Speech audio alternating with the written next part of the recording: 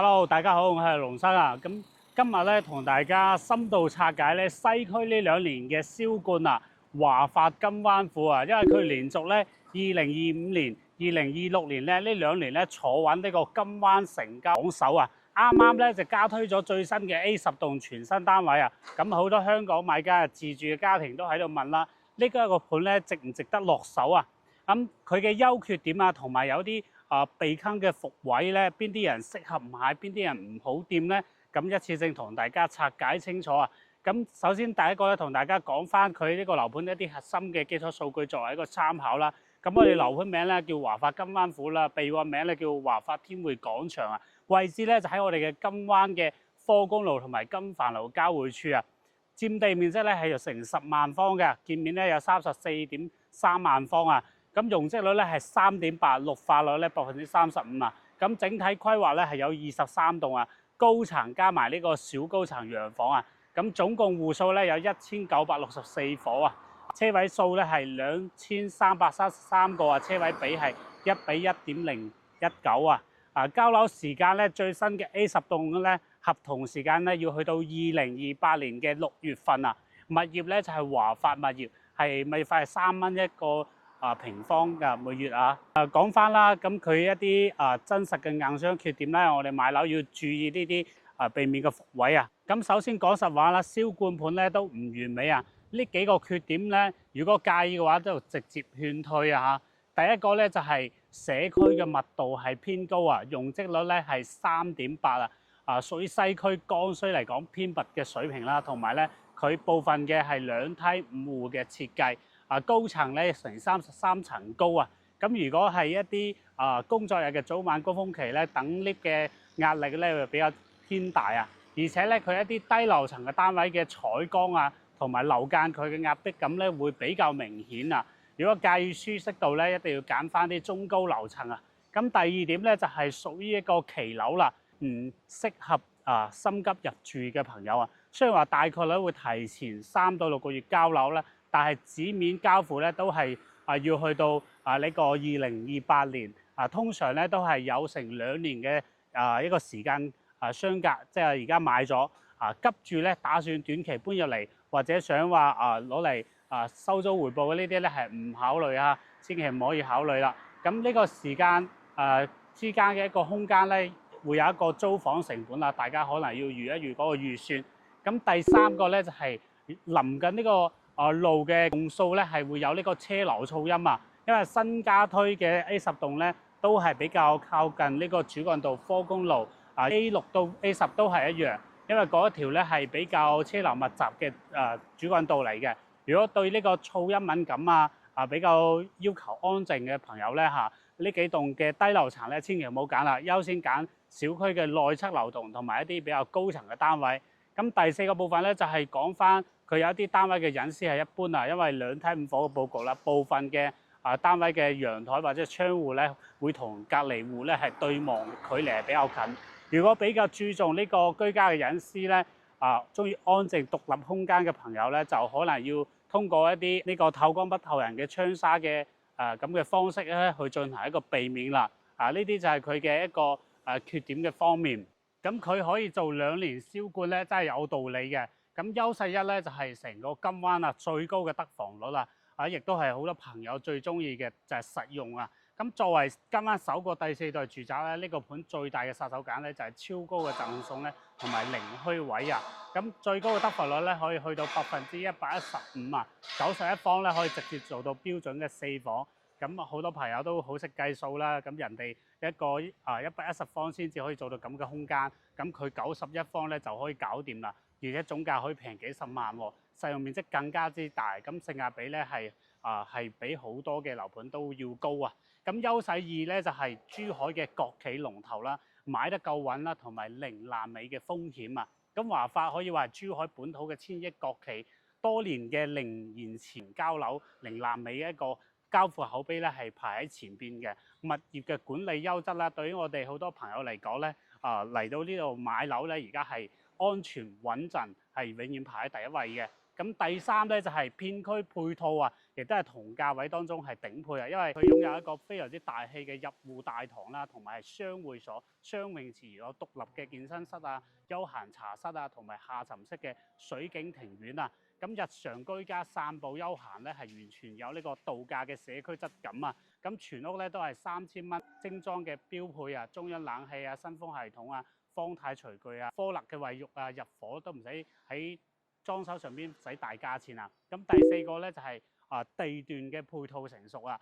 都係講翻金灣呢邊航空新城咧，佢一啲華發商都啊、市民藝術中心啊、等等啲政府配套咧，都係兌現得喺度噶，即係出門口就可以享受到呢啲日常嘅生活，包括一啲公園啊、濕地河啊呢啲等等嘅，包括佢呢邊呢個本地人比較在乎嘅呢個教育嘅配套，對於日後嘅流通係有所保障嘅。好，咁我哋而家咧就上去睇下我哋佢目前在售嘅一啲示範單位嘅。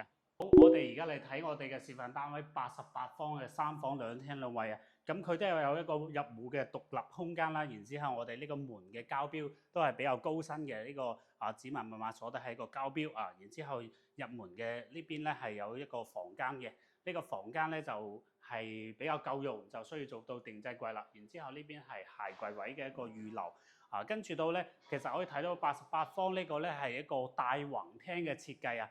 然之後呢啲咧，佢都係一個交樓標準。呢兩邊咧，佢呢啲LDK 嘅呢啲可以做嚟叫隔煙層。然之後咧，呢邊係有我哋嘅3件套啦。然之後呢個係配備咗洗碗機嘅一個交標，所以話3000蚊嘅一個交樓標準就係比較高嘅。然之後我哋先睇下呢邊右邊嘅房間啦。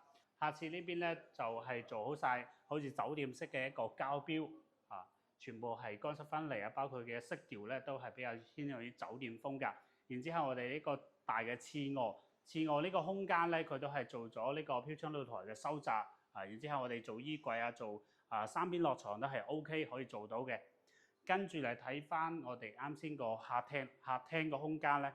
因為88方可以做到咁大嘅一個空間係非常之少嘅，出到嚟咧佢都係一個比較長型嘅露台呢個5.6米嘅一個長露台到時如果封窗嘅話，呢個空間會更加之大同樣都係咧，我哋中央冷氣係做咗喺上邊嘅然之後到我哋嘅主人房咧就係一個非常之採光極佳嘅270度嘅一個採光哇！佢呢邊可以做到3邊落床，擺到1.8米嘅大床啦。然之後咧，而家 A10 棟嘅一個單位咧，就係景觀視野比較好嘅。然之後呢邊係我哋嘅衣帽間同埋我哋嘅主人房嘅套間。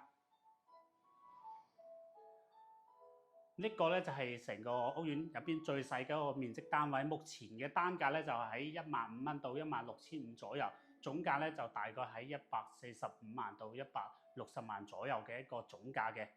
好，我哋而家嚟睇一睇我哋91方嘅一個戶型啦。入門呢邊咧就係預留咗呢個鞋櫃嘅一個位置，跟住左手邊咧就係我哋嘅客廁啦。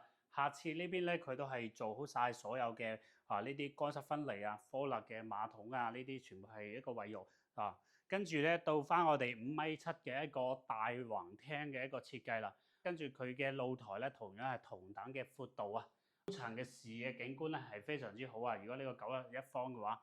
跟住就係睇翻佢呢邊咧，係將呢個房間咧本身係做4房，將呢個房間係可以拆咗，就用嚟做一個書房嘅區域，或者係將呢個餐台搬到呢邊都可以，到時可以跟翻自己設計。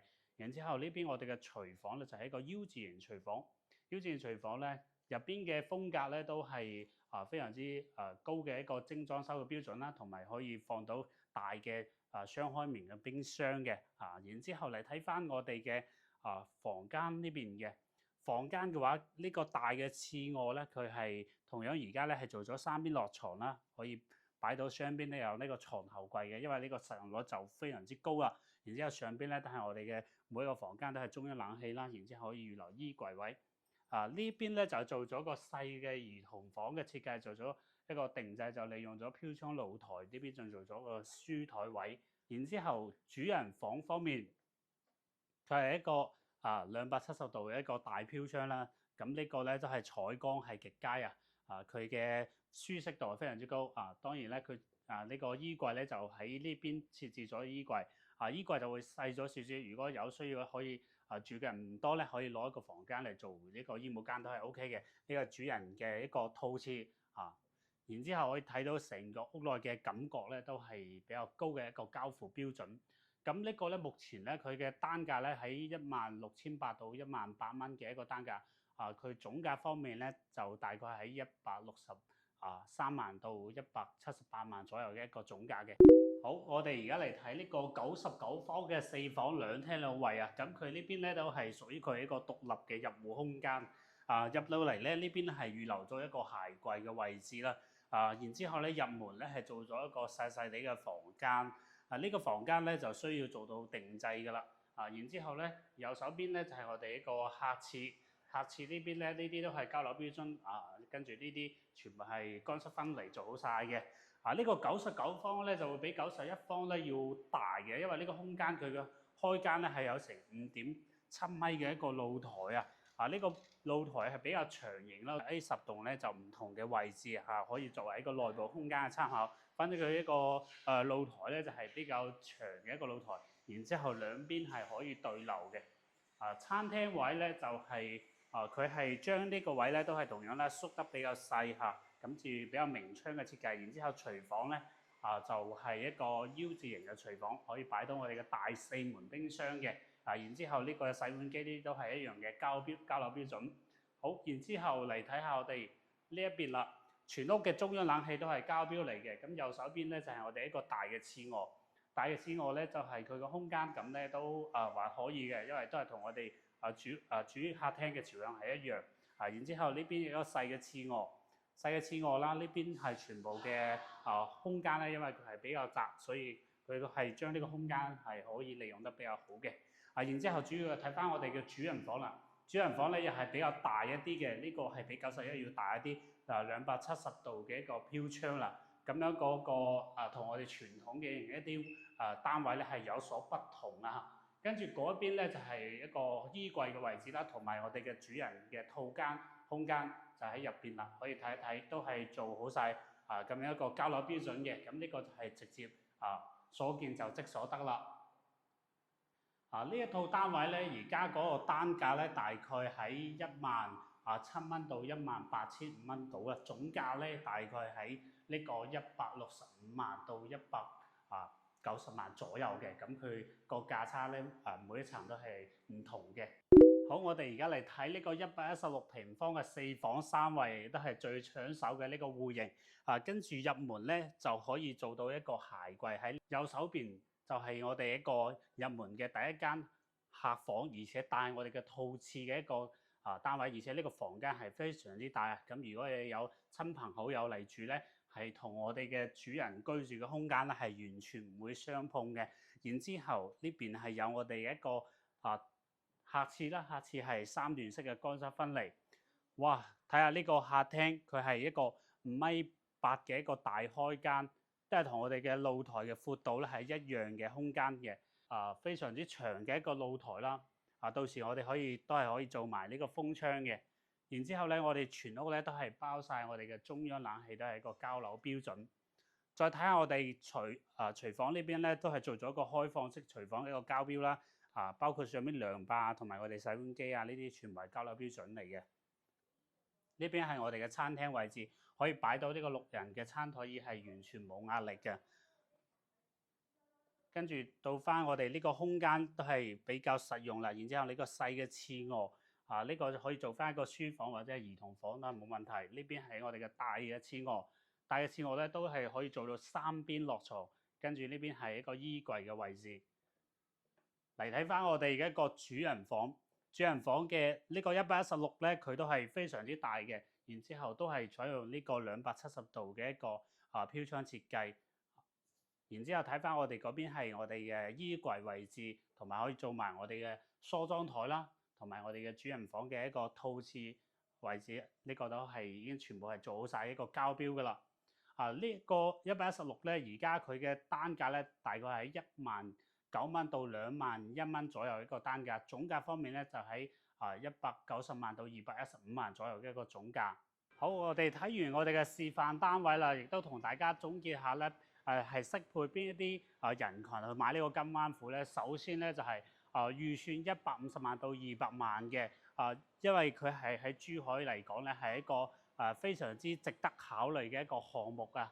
第二個咧係適合我哋一啲港澳朋友啦，想嚟到珠海唔會塞車，因為呢度港車澳車北上嘅第一站港珠澳大橋嘅西延線嘅首站呢度係一個非常之合適嘅地方，同埋咧要揀呢個國企嘅大盤驚呢個爛尾追求安全，想要啲咁樣嘅品質嘅屋苑嘅朋友啊。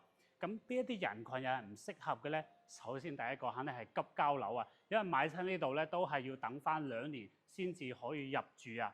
咁仲有咧係一個咧追求一啲低密度嘅話，就必須要揀一啲小高層嘅板樓啦。如果你揀翻高層咧，佢嗰個密度咧係比較偏高嘅啊。總結翻金灣府咧，其實佢係一個優缺點比較明顯嘅一個樓盤啦。雖然話係西區嘅銷冠樓盤啦，但係佢都有唔完美嘅地方啊。咁即係總嘅嚟講咧，我哋買樓咧唔係話要揀最貴最靚嘅，最緊要揀翻適合自己生活節奏嘅。咁而家最新加推嘅 A10棟咧，而家一啲最新嘅樓層同埋我哋一啲專屬嘅優惠，邊啲戶型值得入手嘅咧？